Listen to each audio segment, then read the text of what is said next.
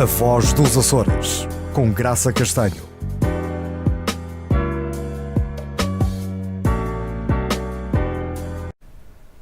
O nosso convidado de hoje veio dos Estados Unidos, onde reside há 55 anos, precisamente na Nova Inglaterra, na costa leste dos Estados Unidos. Conosco, o comendador e conselheiro das comunidades, Sr. João Luís Morgado Pacheco, um cidadão de referência na nossa diáspora, fruto do seu envolvimento e do seu papel primordial na ajuda, apoio e acompanhamento das comunidades lusas. Vamos ficar à conversa com o nosso convidado, cuja vida, vão ver, encerra um leque vastíssimo de missões de grande relevância. Bem-vindo, João Luís Morgado Pacheco. Aqui aos nossos estúdios da SMTV em Ponta Delgada. É com muita alegria que o recebemos e com este gesto queremos também reconhecer o trabalho valiosíssimo que tem desempenhado nas nossas comunidades. Primeiro de tudo, boa tarde ou bom dia, caros telespectadores. Quero agradecer aqui à minha amiga de longa data, doutora Graça Castanho, professora aqui da Universidade dos Açores, que também emigrou para os Estados Unidos, e estou, felizmente, regresso aqui à minha terra natal várias vezes por ano, e neste momento estou cá, na cidade de Ponta Delgada, nos estúdios da Voz dos Açores. É verdade, o programa é Voz dos Açores, estúdios da SMTV. Caro João, este nome, João Luís Morgado Pacheco, isto é um nome imponente. Este nome deve-lhe ter angariado muitos privilégios ao longo da vida. De onde vêm estes sobrenomes? Este Morgado e este Pacheco têm história? Bem, primeiro sou João porque nasci na véspera de São João. Morgado, que é o nome de minha mãe, e Pacheco, o nome do meu pai, numa família humilde, naturais da matriz da Ribeira Grande. E então a Ribeira Grande tem acompanhado o João ao longo de toda a vida, porque apesar de estar radicado nos Estados Unidos há 55 anos, nós encontramos imensas vezes aqui. Quais são os momentos mais importantes e de destaque que o trazem de volta aos Açores? Vários temas. Neste tema agora, a primeira vez, deslocou-se um grupo dos Estados Unidos de Cantar às Estrelas, que será hoje às 7 horas da noite na cidade da Ribeira Grande, e é inédito que da primeira vez da diáspora vem este grupo, que vem iniciado pelo convívio ribeira-grandense lá na Nova Inglaterra. Temos 38 grupos de Cantar às Estrelas aqui na Ilha de São Miguel, e hoje visitarão a nossa cidade, a rua principal, 2.500 pessoas. E eu vim propositadamente para isso e talvez outros assuntos relacionados com o trabalho e política. O João nasce na Ribeira Grande, e como é que vai para os Estados Unidos? Em que circunstâncias é que parte há 55 anos para os Estados Unidos? Bem, eu termino o ensino secundário e tenho duas opções. Uma, ir como voluntário para a Aeronáutica Civil, e coincidentemente aparece-me um vizinho de regresso à Ribeira Grande e pede-me se eu queria estudar para os Estados Unidos. E eu disse: quem é que não quer embarcar para os Estados Unidos na época da ditadura, na década de 60? E eu disse: sim, eu gostaria imenso de ir para os Estados Unidos. Muita surpresa minha, ao fim de e tal, 2 meses, recebo um envelope da United States Immigration and Naturalization Service, e disse: bem, aquele meu vizinho parece-me que estava sério. Portanto, nesta altura, eu tinha duas opções: ou ir para a aeronáutica ou ir para os Estados Unidos, mas os meus professores e os meus pais aconselharam que os Estados Unidos seriam um país de muito mais futuro, e optei por ir para os Estados Unidos e estudar. Em algum momento da vida o João chegou a pensar que isso foi uma má opção, que devia ter ido para a aeronáutica? É porque nós sabemos que os primeiros tempos como imigrante não são nada fáceis. Muito difíceis, que eu emigrei sozinho. Estive lá a viver na casa deste meu vizinho aqui na Ribeira Grande. Felizmente a adaptação para mim foi um pouco melhor, porque emigro de uma ilha e fui viver para uma ilha, Quidneck Island, no estado de Rhode Island, onde estava a cidade de Newport, que é uma cidade famosa em todo o mundo. Com água Exato, por todo lado. Exato. Comecei lá no 12º ano por causa do inglês, no Rogers High School, e assim continuei na Universidade de Rhode Island e fomos. E cá temos este homem, não é? Cheio de experiências, cheio de saber. E diga-me uma coisa, quais são os projetos em que se tem envolvido, que têm sido de veras significativos para o João? Primeiro envolvi-me na Casa dos Açores da Nova Inglaterra, liderei a Casa dos Açores 9 anos. Aprendi muito, muitos conhecimentos, muitos contatos a nível mundial. Brasil, como a Graça sabe, há várias Casas dos Açores em todo o mundo. A primeira em Lisboa, depois Porto, Algarve, Rio de Janeiro, Rio Grande do Sul, que estive lá na inauguração há aproximadamente 10 anos. E na Nova Inglaterra temos a Casa dos Açores de Nova Inglaterra, a Casa dos Açores de Ilmar, na Califórnia. No Canadá já temos 3, Montreal, Quebec, Toronto e Winnipeg. Recentemente mais uma na Bermuda. Portanto, é um Conselho Mundial das Casas dos Açores que eu que lancei esta ideia ainda quando o Dr. Duarte Mendes, no final da época do Dr. Mota Amaral, em 1996, salvo erro, e fui convidado para ir à Casa dos Açores do Norte para que serve uma Casa dos Açores, e eu lancei a ideia que devia haver um tipo de assembleia em que todas as Casas dos Açores se reunissem anualmente, e assim começou o Conselho Mundial das Casas dos Açores. O João então está na gênese de muitas iniciativas Esta foi uma delas. Que envolveram as Casas dos Açores. Claro que sim, claro que sim. E a comunidade aceitou e viu com bons olhos o surgimento desta Casa dos Açores da Nova Inglaterra? Claro que ainda continua.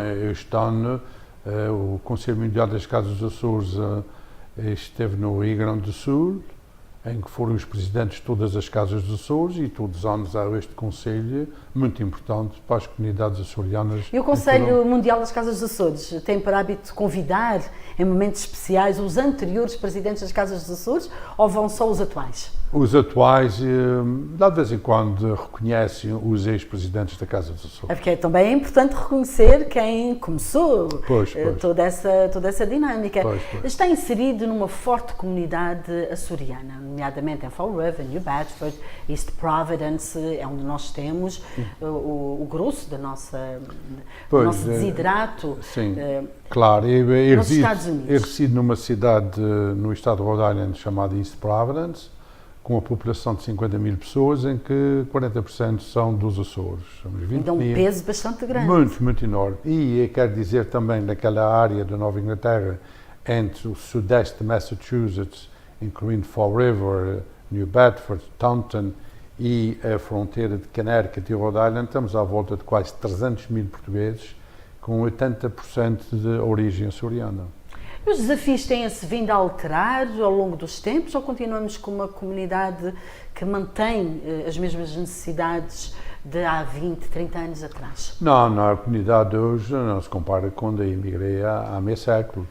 A comunidade está muito mais desenvolvida, já há muitos filhos e netos dos imigrantes da década de 60 com cursos universitários, médicos, advogados, juízes até, empresários de grande nome, milionários, né, multimilionários que partiram daqui sem nada e devido aos negócios que têm feito lá, e são muitos deles ali na Inglaterra devemos dar muito crédito a esses imigrantes. João, a sua resposta não podia ser diferente, não é? Porque são comunidades realmente que merecem todo o nosso orgulho, toda a nossa consideração, e merecem ser elevadas a um patamar altíssimo, porque claro. Eu costumo dizer que as nossas comunidades são bem o exemplo e o paradigma de como fazer omeletes sem ovos, porque as pessoas partiram com tão pouco, às vezes sem nada, sem conhecimento linguístico,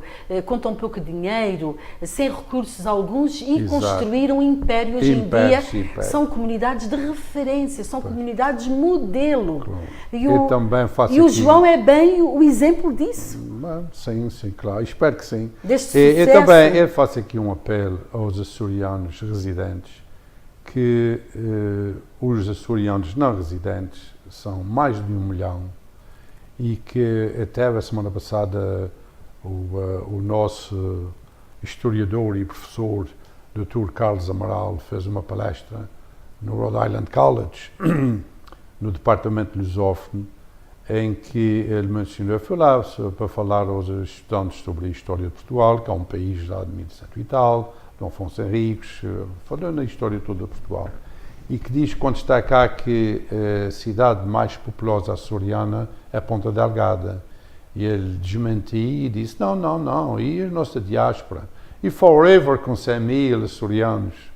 Quer dizer, espero que os açorianos residentes cá não se esqueçam que a nossa diáspora é enorme e que deve ser reconhecida.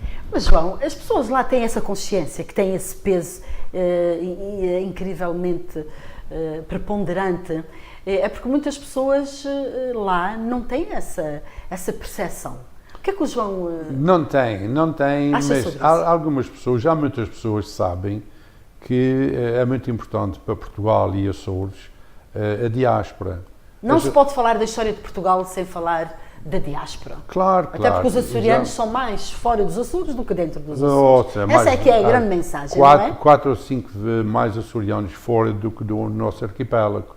E nós já partimos daqui para a Havaí há 250 anos, para o Canadá, os primeiros imigrantes na década de 50, que também foi muito difícil, os primeiros 20 tal imigrantes que partiram aqui de São Miguel.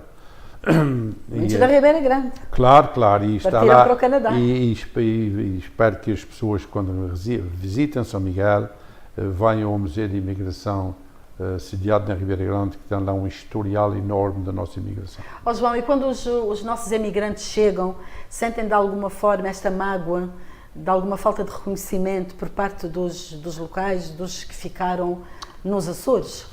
Ou isso já está, de alguma forma, diluído e ultrapassado? Porque também, nos últimos anos, a luta tem sido forte e severa desta consciencialização da importância das nossas comunidades. Claro, e as visitas frequentes dos nossos políticos cá, dos presidentes e dos deputados à diáspora, em particular nas grandes festas de Vida e Espírito Santo em Fall River, que trazem 200, 300 mil pessoas de toda a América do Norte, e eles estão conscientes que a diáspora é muito importante para os nossos Açores. João, é muito importante também falar do projeto que o tem movido nos últimos anos, que se prende com os censos. E desta importância de fazer valer a ideia que os portugueses, a comunidade lusa, conta. Claro. No censo de 2010, a comunidade portuguesa só contava 1.304.000 portugueses nos Estados Unidos.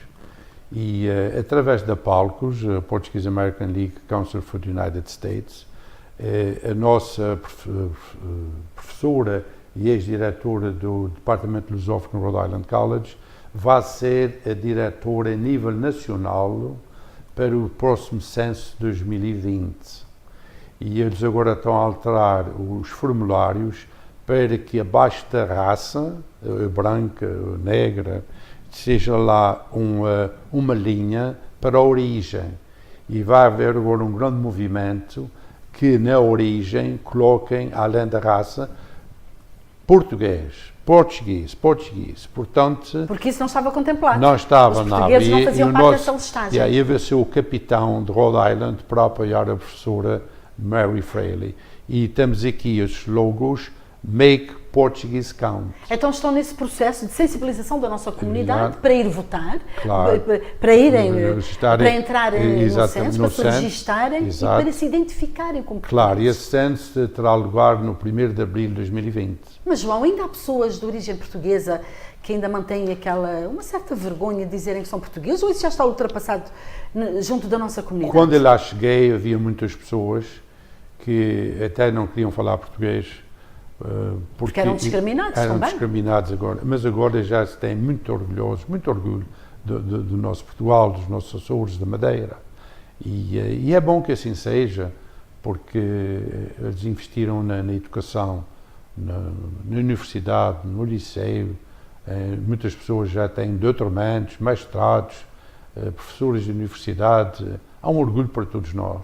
Realmente já se constata. Eu também faço aqui um apelo que as pessoas, e especialmente do sexo feminino, quando se casam com não portugueses, que se mantenham aquele nome português antes do último nome do marido. Porque Para juntarem para com juntar o um hífen, porque perde o seu identificado, a sua identidade. Mas o João sabe que há países que já estão a proibir as mulheres e os homens de assumirem os nomes dos maridos e das esposas, porque depois há uma confusão imensa, separam-se, divorciam-se, ficam com aqueles nomes todos, e isso traz imensas complicações. Eu sou apologista que as senhoras mantenham o seu nome. As senhoras e os senhores. E os senhores, por que não? Mas os senhores normalmente não alteram o seu nome. Mas nos Estados Unidos há uma pressão tão grande para ir buscar o nome do marido e lá se vão os nossos nomes portugueses. Pois, minha mãe, quando emigrou, era Morgado, o último nome.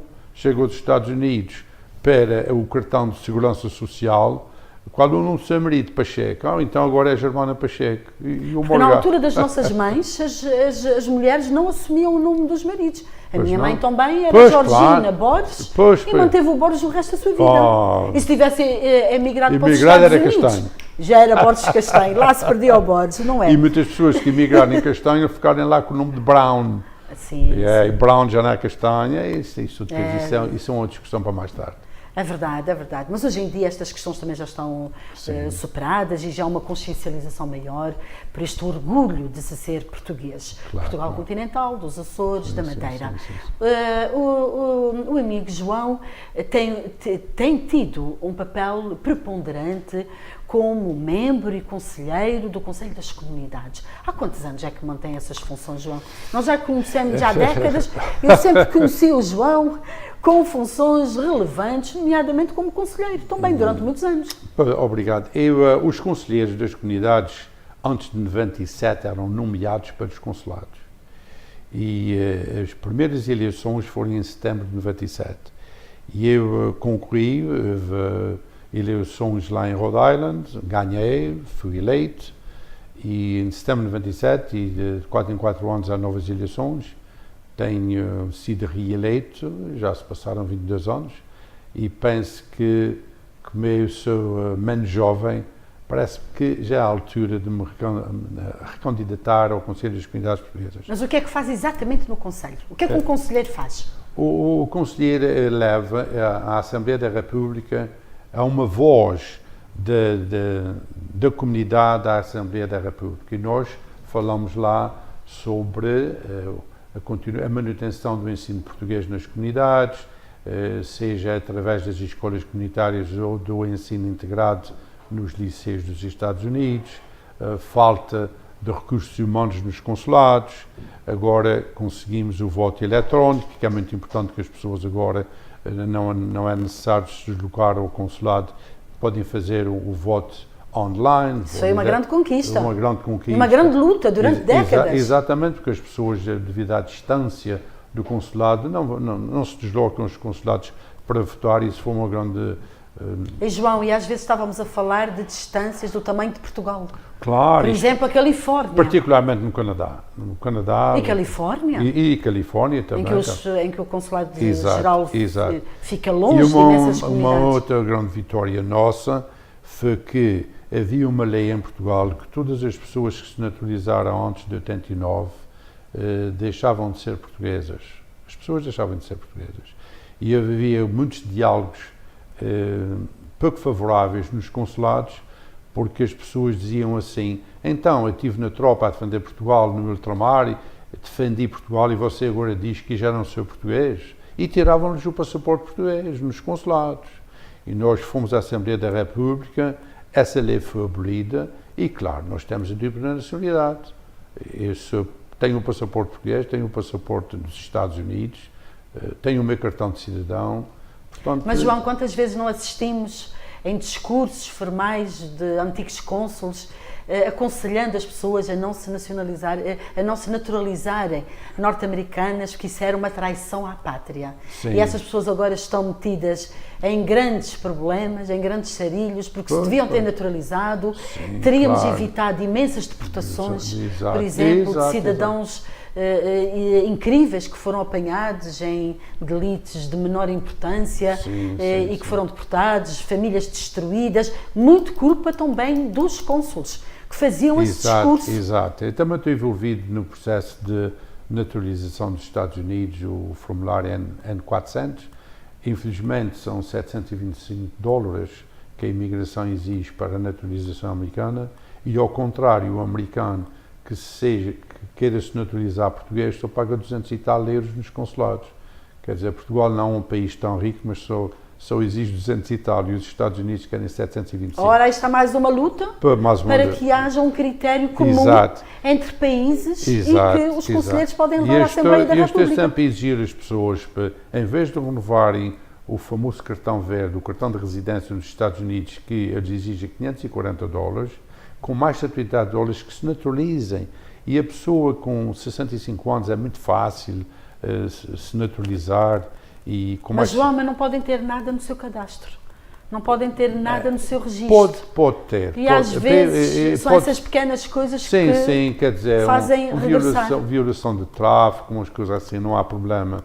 Mas quando há violência doméstica, eu recomendo as pessoas irem falar com um advogado especializado na imigração, porque eu não quero que as pessoas... E não pedirem naturalização. E não pedirem, claro. Sozinhas e sem apoio. Nesta altura só renovem o cartão de permanência e não vão para a naturalização, porque podem ser deportados aqui para Portugal. É verdade, é um risco. João, vamos ao projeto do Museu da Imigração, que já leva décadas. Exato. Quando era diretora regional das comunidades, a gente ainda trabalhava nesse projeto à luz verde para se concretizar esse Museu da Imigração. Sim, eu quero falar aqui num ex-presidente da Câmara Municipal da Ribeira Grande, Dr. António Pedro, que tem feito muito para a Ribeira Grande. E esta iniciativa do Museu da Imigração foi quando ele foi presidente.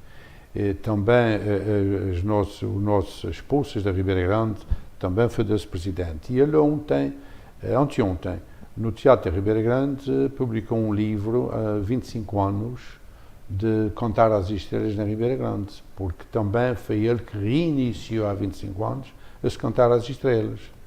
E o Teatro da Ribeira Grande estava lá repleto de muita gente. O lançamento do livro foi muito bom, foi uma honra para todos nós. E além do Museu da Imigração, eu já fui presidente da Associação de Imigrantes Açorianos, que a nossa sede fica ao lado do Museu de Imigração.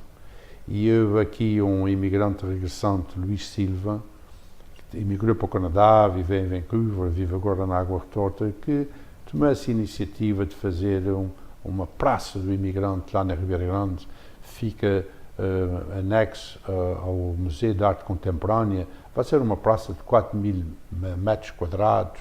Vamos ter lá um globo de calçada portuguesa, que estive lá ontem a ver no Parque Industrial, com 4 metros de diâmetro. Para quando é a inauguração? A inauguração estamos a prever para setembro deste ano, aproveitando a procissão do Coração de Jesus, que é 6, 7 e 8, no princípio de setembro, e também vem cá pela 8ª vez muitos 50, 60 golfistas participar na Taça do Imigrante, que também foi patrocinado pela Associação de Imigrantes Açorianos. Vamos aproveitar essa diáspora. Essa taça já tem alguns anos, não? Como? Já se realiza? Sim, há 8, 9 anos. Já vai a caminho dos 10 anos. Com muito sucesso. João, há bocadinho eu queria fazer referência ao Museu do Espírito Santo. Não era o Museu da Imigração, era o Museu do Espírito Santo, que me levou a várias reuniões como diretora regional das comunidades. Faço esta correção aqui. Como é que está o nosso Museu do Espírito Santo? Havia uma igreja para esse fim, sim. A igreja já caiu, já foi destornada. Sim.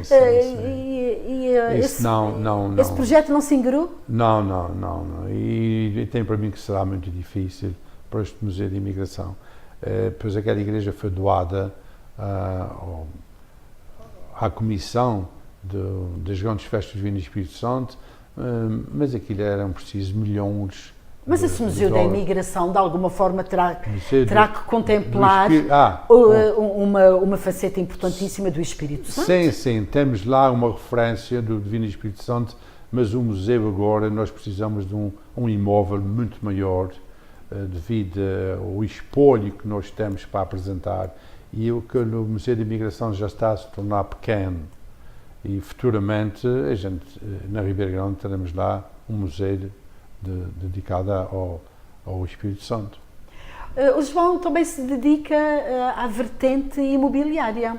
é representante da Remax. Da Remax Elite, na Nova Inglaterra. Exato. Como é que vamos de negócios depois de uma recessão tão grande? Como é que tem sido como é que se tem vivido este boom imobiliário atual? Eu já estou no negócio imobiliário.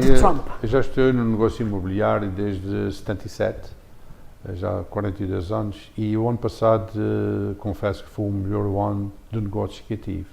E também a Remax tem uma fase muito importante que nós estamos em 100 países, temos 110 mil agentes imobiliários e, portanto, neste momento a gente pode vender uma casa em qualquer parte do mundo através do Google e encontra um agente ou na China, ou em Vancouver, ou em Montreal.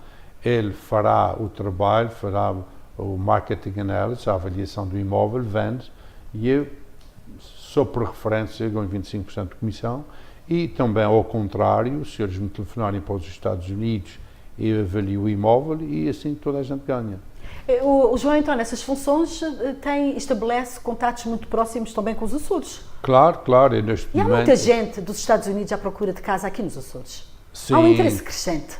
Sim, e mais americanos. Americanos querem... E há alguns imigrantes que regressaram aos Açores e, devido à proximidade dos seus netos e da amizade dos netos, regressam aos Estados Unidos e querem vender os imóveis que cá tinha. É por causa, neste momento, eu tenho uma casa no Faial, no Varador, de um casal que regressou a Forever, vive cá há uns anos, e devido à idade avançada querem regressar aos Estados Unidos para estarem mais próximos da família. Tenho uma outra casa no... Mas para vender?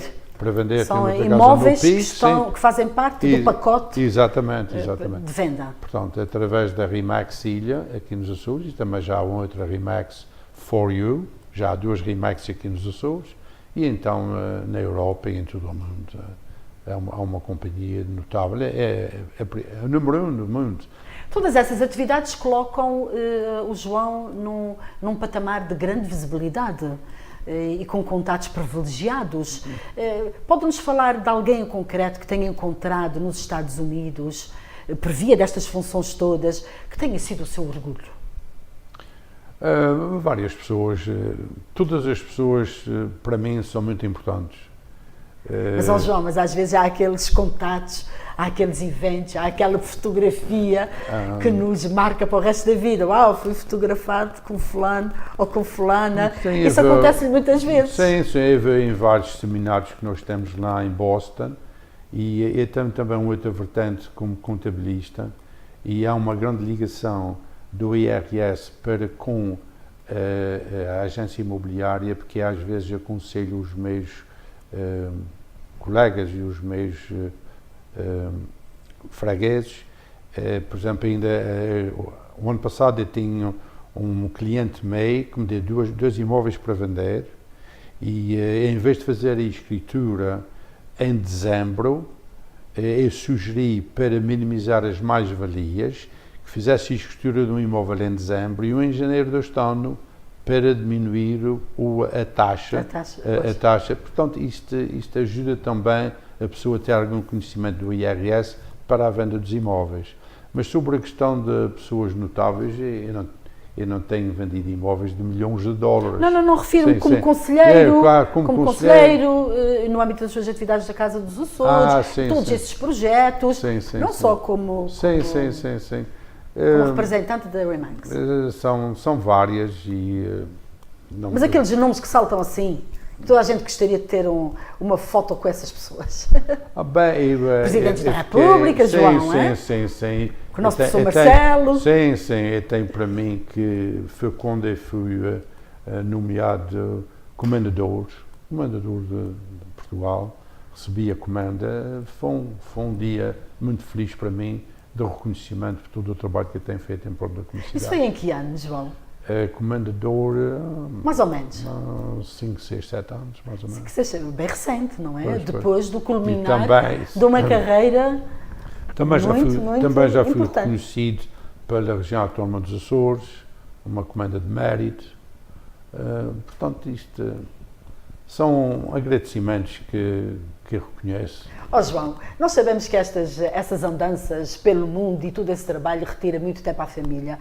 Como é que a família tem reagido a essas atividades todas do João? Pois, eu quero dizer que tem tido apoio da família, porque eles também são envolvidos na comunidade e gostam do que eu estou a fazer, porque eu também, quando emigrei só, eu também tive algum apoio nos primeiros anos na comunidade. E estou a retroceder à comunidade o apoio que tive lá, porque eu não podia trabalhei pouco na altura, porque tinha que estudar, não tinha apoio familiar e meu pai mandava-me lá de vez em quando uma cartinha com 50 ou 100 dólares e dizia o que já era uma grande ajuda. É uma grande ajuda, mas ele na carta dizia: não te esqueças que $1 custa 28 escudos. Muito bem. Bem, ó João, o nosso tempo já se escutou. E estás que acaso para dizer que por detrás de um grande homem existe uma grande mulher. E daqui mandamos uma saudação especial para a sua mulher, para a nossa querida Luísa. E para os vossos filhos também. Muito obrigado. Então, ela com muito amor e com muito carinho. E ela com um papel muito importante. Trabalha no consulado. Trabalha no consulado e é uma referência também nas nossas comunidades. Obrigado. Vamos nos despedir, agradecendo aqui ao Dr. João Luís Morgado Pacheco, mais uma vez, pela sua presença nos nossos estúdios da SMTV. E essa despedida também alarga-se a todos os nossos telespectadores e a telespectadoras pelo mundo fora. E muito obrigada por nos verem. Não se esqueçam, sejam felizes.